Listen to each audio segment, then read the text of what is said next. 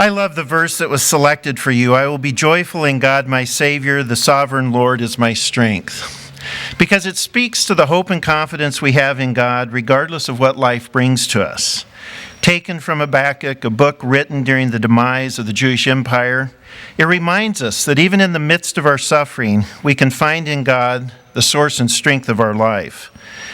So often we think that those who are happy have never suffered, that they have never endured injury, have never suffered under the weight of a setback, or had to develop the perseverance to overcome besetting ills.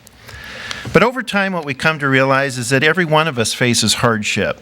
Every one of us will suffer, and what determines the destiny of our life is the response we make to the obstacles and setbacks that come to us.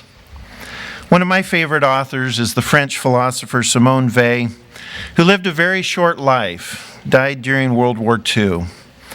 One of my favorites, Gravity and Grace, gives us some of the most haunting and yet elevating themes.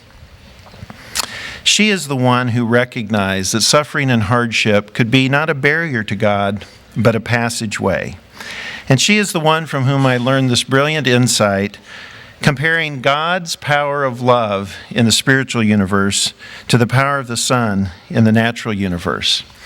It was Simone Weil who said, just like God's love can get us to grow against the egocentrism of our own nature, the sun works to get a plant to grow against gravity. And she goes on to compare the gravitational forces of our world with the gravitational forces of our own dominant ego, and asks us to get over the power of the dull, fat, relentless ego that keeps us from doing all that God has intended us to do, and from realizing the beauty and nature that comes in following God alone.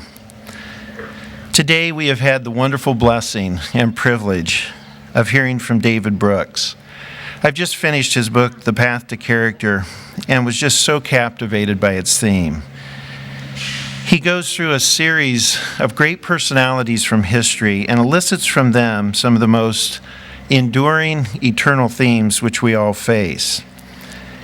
He makes this beautiful contrast between the resume virtues and the eulogy virtues. But at the end of the book, his final chapter is called The Big Me, and it's really a summing up of the obstacle we all face.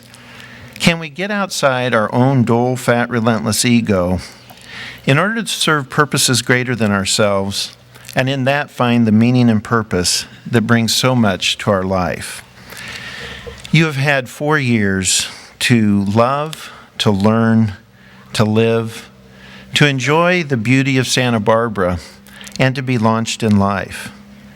We cannot control what happens to you as you go forward from today, but we have done everything we can to pour into your life the resources, the love, and the knowledge of God that can give you the resources to respond to all that life will bring.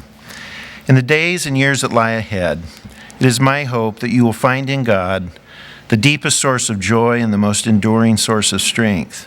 Not because everything has gone perfectly, because it won't, but because you have found the peace that comes from Christ alone and only comes when we know and serve Him. May God be with you as you go forth.